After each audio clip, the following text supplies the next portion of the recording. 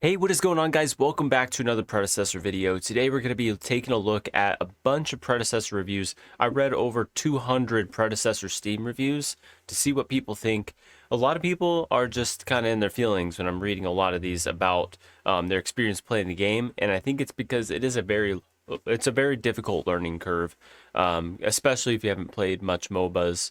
And I'm not gonna lie, the tilting and rage that you can get in this game is like no other. And although it is one of my favorite games, I'm gonna try to keep this unbiased and also talk about the negatives, because there is negatives when it comes to Predecessor. It's still a very small game, even in the niche of MOBAs, which is already extremely small. So there's a lot of room for growth with Predecessor. So throughout the entire video, you're going to see tons of screenshots of some of these. They're all public reviews. I'm not like doxing anybody, but talking about these reviews. They're all public on the Predecessor Steam reviews, which I'll have linked in the description if you guys want to take a look at. I think there's over like 10,000 Predecessor reviews in there. And also, we have been blessed because I got the narration from every single reviewer that left a comment. So you'll hear somebody else's voice. That is the actual voice of these people that wrote these reviews. So enjoy. Save yourself and your time. This game just isn't worth it. A MOBA is a bad crossover to console. Too many players who come from a FPS background who do not understand basic concepts of a MOBA, playing for it to be enjoyable. The core game itself is not bad. There are moments where I have had fun here and there. However, the actual player base is so inherently toxic and inexperienced in general to the flow of gameplay that a MOBA has that it makes those fun moments few and far in between. Overall, it's disappointing. I have 500 hours in this game. Part of me loves it, but I just cannot justify wasting 20, 30 minutes of my time constantly on bad games that do not go anywhere anymore.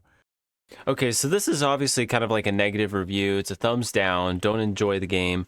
But this person actually is stating that they actually really enjoy the gameplay. However, clearly the biggest problem is that he feels the player base, his teammates, are just negative and inherently toxic and all these negative things.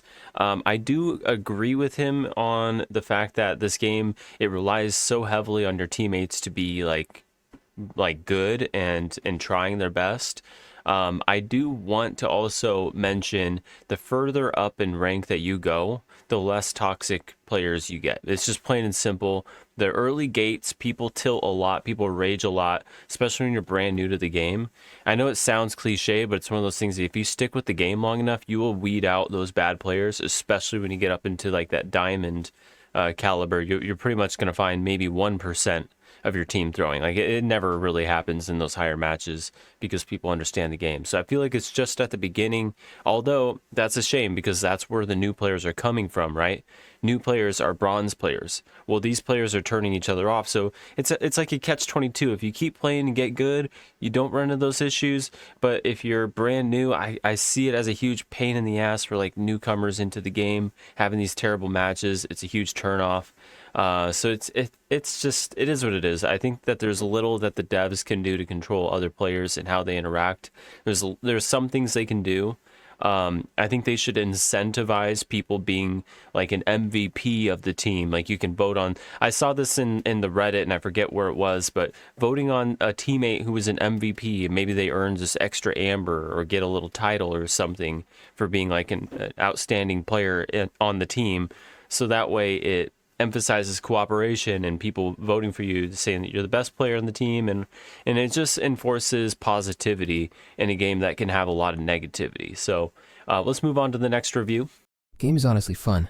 Been playing for a while now, and even if I get mad at the game, I keep coming back for more. Yeah, I agree. It's funny because this game literally has a game hint. Like when you're loading in, the loading screen says, if you're frustrated with the game, try taking a break. Like, it's like the Predecessor devs know that this game can piss you off. Yeah, I think that this game, it's one of the few games that actually get my heart beating like super fast during like an extremely close team fight, or if I were to like somehow snag a fang tooth with a team fight on it. And I think it's because of those exciting moments that we do keep coming back to the game, just like this guy said. Let's take a look at the next review. Heart, heart, heart. This game's has so far to go to even make it good. I've played League since 2012 and understand MOBAs. Very first match, I picked the recommended support to learn the game. I got hearted on the whole hearting time for not knowing the meta, and when I pointed out I have never played this and wouldn't know what lane to go to, which left is for supports, apparently when League is bot lane, so still not the same. The whole team, minus my friend I joined this to play, decided to hard on me, so I trolled them where they complained about it because rather than teach me or help me, they harded on me. Make a tutorial to teach lanes, or literally anything, because there is no build paths if it's all Autobot items or learning what anything is. This isn't worth $10 for early access and will get nowhere with the lack of teaching to even know what the heart is going on.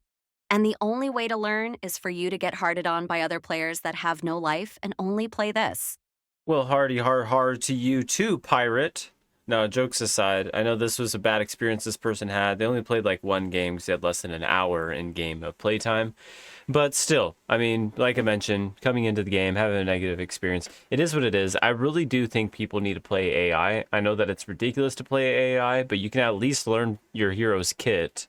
It's not competitive. Obviously, you'll just win, but learn the kit, learn how the heroes incorporate in lane. At least get comfortable with one hero in one lane before trying to play, an actual game. Because I guarantee this person didn't know how to actually play the game at all. Because they said they didn't even play the tutorial. And I will say the tutorial sucks. Okay, I agree that they need to redo the tutorial. It's too basic. It doesn't actually give any in-depth information on stats, like any of the items and stats, which is kind of critical. Even if you have auto buy, it's critical to know how your items incorporate with your playstyle. For example, if you have a healing item, you probably don't want to be the first person doing damage and engaging. You want to be staying back and being a backliner. Or if you have crit chance items, you don't want to only use abilities and then never basic attack and use your critical, things like that, right? So people need to understand, well, they need to update the tutorial and make it so that way it's comprehensive on what the stats do with your auto buy items, things like that. There just needs to be more information, because as of now, if you do the tutorial, it tells you to literally jump, attack, and destroy a tower, and then destroy the core and win. Like, it's really basic. It does say to last hit minions, so at least it has that. It actually highlights their health and says, hey, last hit this minion, so you get the gold. That part is good, but that's still a little too basic for my liking. I would rather staple my nuts to the top of the Empire State Building and bungee jump off. Because the characters are so unbalanced. It's like I'm hitting them with a pillowcase, and they have 5 big black guys all named Tyrone. Pull that pillowcase over my head, and proceed to heart me doing 1,000 damage a hit. And my character's health is like anorexic Joe Biden with 1,000 health, so I get 1 tapped instantly. Anyway, this game is doo-doo butter. I'm sorry, I had to include this one even though it's not a real review because I died when I read it. I know I'm so not going to get this video monetized. It is what it is. It just made me chuckle, so I thought I'd throw it in there. And also, this guy just needs to get good. Get good, son! Super fun, super addicting MOBA. Keep chat off for your first 100 games or just play with friends. Actually, I agree. That's probably the way, because I think it's really belittling and it's demoralizing when you're seeing somebody shout good job 10 times when you keep dying because you're learning the game. I think that's honestly the best idea. Probably just mute comms, because there's going to be too many people upset that you're feeding when you're just trying to get better at the game and learn basic mechanics, basic skills, and different things like that.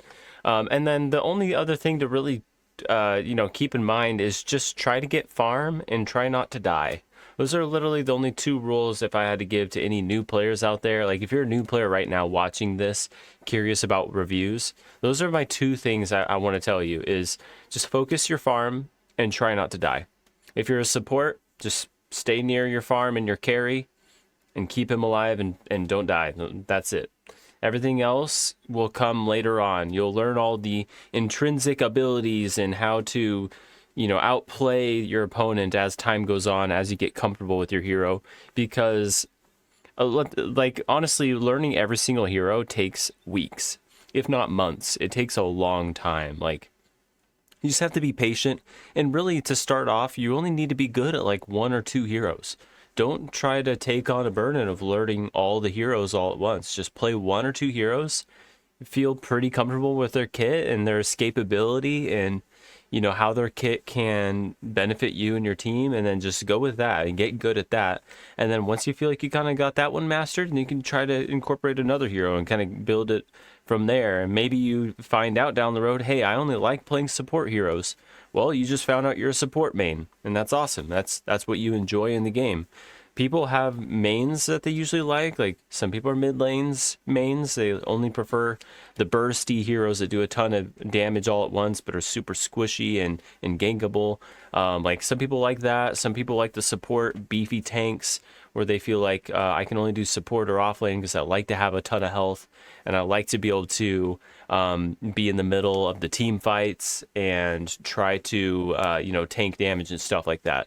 Some people like that, and some people like the jungle aspect, where they only like to farm and try to gank people that are out of position, that type of thing. So anyways, I digress. I know this was kind of a short one. He's just saying to basically keep chat off. I agree. I think that to start off the game, if you don't want to get if you don't want people to just like talk shit or anything, just keep chat off and mute people, because you'll enjoy the game a lot more that way. The game is a decent game when it comes to gameplay. The big issue I have with this game is that there isn't much incentive to keep playing, besides the want to learn all the items and characters and how they can absolutely obliterate the opponents. There is no incentive to win because there are barely any rewards, besides the slight bit of amber they give you in character experience. The game needs more rewards. It being the game just feels so dry, and not much is obtained from winning or playing, which makes it boring. The game needs more playtime rewards. You know what? With this review, I absolutely agree. And in fact, I'll raise the bar to what he's saying even further. I'm going to show you here a predecessor Steam chart. It has actually dropped to its all-time low in concurrent players, meaning active players right now playing the game, in over a year. So it's not really as bad as I just made it seem. It's still at it's still higher than it's been in the past 2.5 years since the game actually came out, but it's still dropping. So it is something to mention. Now, whenever there's a new update, which we have one coming out literally tomorrow, it has a big spike, and it's likely going to spike again. So it's not like it's only going down, but there is a clear retention issue, right? And that's exactly what he's mentioning here. The incentive to play, not being very many rewards, just a little bit of amber, and really not much to spend amber on. Like right now I have 100,000 amber just sitting in my pocket. The cool thing that they did, and I really am excited that they did this, is they allowed you to be able to unlock the premium affinity for every hero with amber. That was awesome. So people don't have to spend platinum, because before you had to actually buy platinum with hard-earned cash in order to unlock those affinities, the premium affinities. Now you can just unlock them all by playing games, and I think that's awesome. But they need to build into that even more. I think what they need to do is add exclusive skin shop maybe for amber only skins. I think that'd be sick. Make them expensive if you want, but make it something that people can work towards. I don't care if they're 30,000 per skin for an amber only skin.